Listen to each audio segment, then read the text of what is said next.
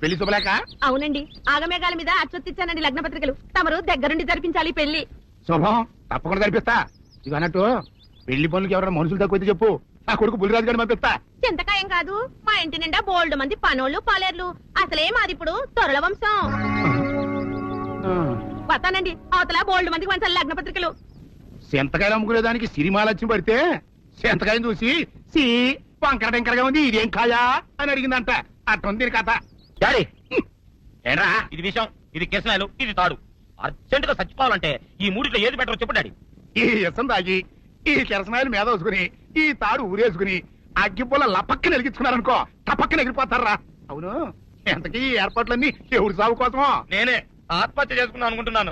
ఊరి, ఊరి, ఊరి, ఊరి, ఊరి. నా బావి పేసినంట నువ్వు బతికొండగానే నీ ముఖం పగలు చూస్తే రేత్రి కల్లోకి వస్తుంది. అట్టానికి నువ్వు సచ్చి దెయ్యమయ్యావనుకో, దెయ్యాలు కూడా బెదిరి సస్తాయి. నువ్వు సచ్చకరా, చచ్చుతా సచ్చకరా. నేను చచ్చుతా.